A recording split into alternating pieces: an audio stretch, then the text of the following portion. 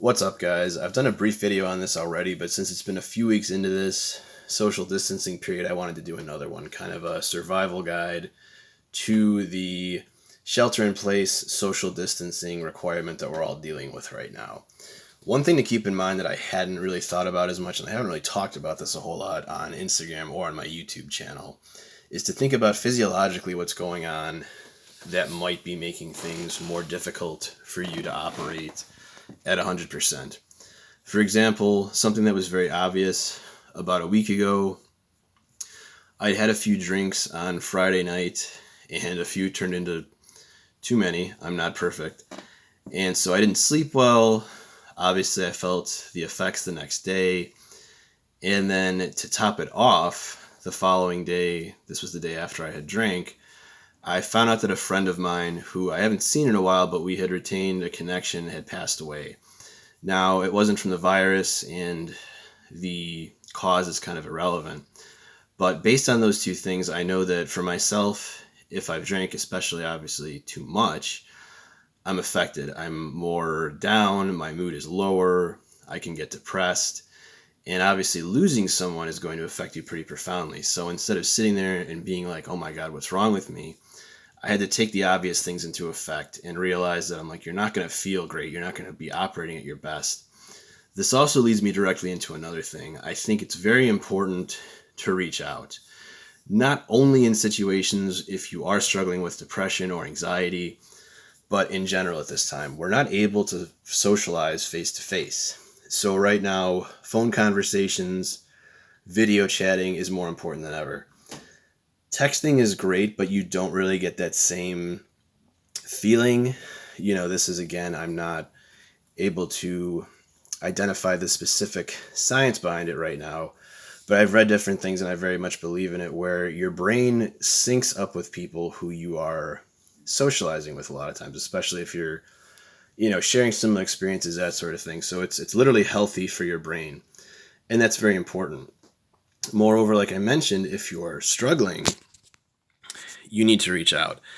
It's hard. It's hard for me as long as I've gone through this, as much content as I make. There are still a lot of times if I'm feeling down or depressed that I don't want to reach out because I'm worried that someone's going to react negatively, perhaps, which I suppose is a little bit more in the background for me. But everyone has things going on, especially if you are a bit older like me. I'm 33.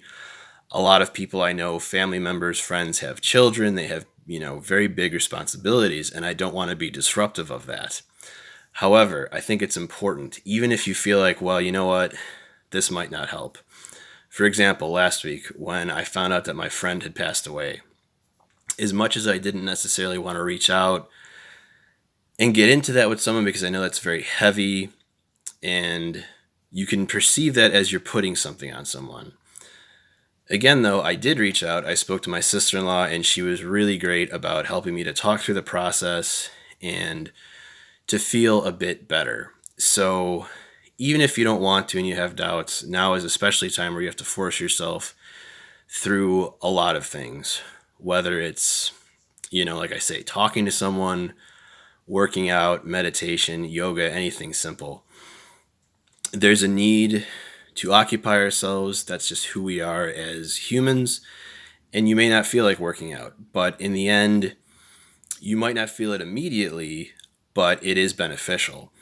I say this all the time, but my biggest thing is the Wim Hof method, specifically his breathing method.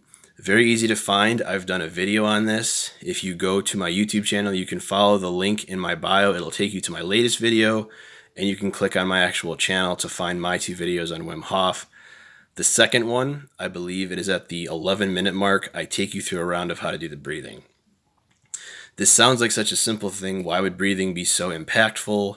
However, I can say today, yesterday, a few days, I'll wake up and I just feel very groggy, which is normal, but I'll feel very lethargic, like, oh my God, I don't want to do anything. How am I going to get anything done today? And once I do the breathing, I'm in a much better place, literally immediately once I've completed it. I do the 4 rounds, which takes 20 minutes. Even if you do 1 round to start, you see results immediately. And it's not just me who said this. Wim has a lot of followers. I've had a lot of friends who have done this. I strongly urge you to try it, especially if you're struggling with depression or anxiety. This has been the most effective tool and shown the quickest results out of all the things that I've done. And when I say that I've tried a lot of things, many people have tried a lot of different things in terms of, we all know people who have self-help books and maybe they read 10 pages and they never picked it up again. For me personally, something like that specifically, any book that I ever picked up, especially during the difficult times in my life, I would read at least, my goal, or I should say kind of my metric for whether the book was working or not, was 100 pages. After I read 100 pages, then I would decide, all right, it's good, it's not good.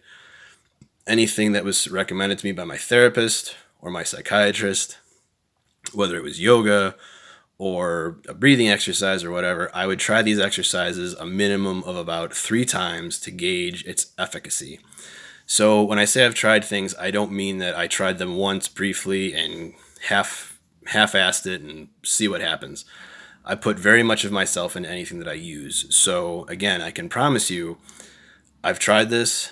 I gave it a fair shake. I utilize it constantly, the Wim Hof method, but I really think everyone should try that. So socializing, having some kind of outlets, whether it's physical exercise, I think is very important as well. Definitely do that. I do that as well. It doesn't have to be crazy. I'll do a half hour of yoga. I'll do a half hour of some very easy strength training or cardio, whatever it might be. We also need entertainment. And I've been trying to help on that front in terms of, if you guys follow me, I've put out a few more comedic videos where I'm almost playing a character and just being ridiculous. There's also, I've done a few podcast style videos, which I find to be there's more entertainment value in when you're watching a conversation. You're not just listening to me rattle things off. And it's not just, obviously, I'm not just saying, oh, watch my content. That could be anything. It could be watching a show, a movie. It could be reading. It could be coloring. I've been doing a lot of coloring recently, and it sounds very, oh, why would that help? But you kind of get into this zone and you forget everything else. The stress kind of melts away for a while. So those are highly, highly effective techniques, shall we say, as well. Incorporate all these things and do your best. There are going to be times when you don't feel great. It's a proven fact of psychology. When we're cut off from people, when we're not doing our day-to-day thing, we're not going to work, we're not going to school, whatever it might be, you're going to be more susceptible to a low mood or depression. And that's what it is. It's not fun, but it's not something to beat yourself up about and think that, oh, well, I'm not good enough.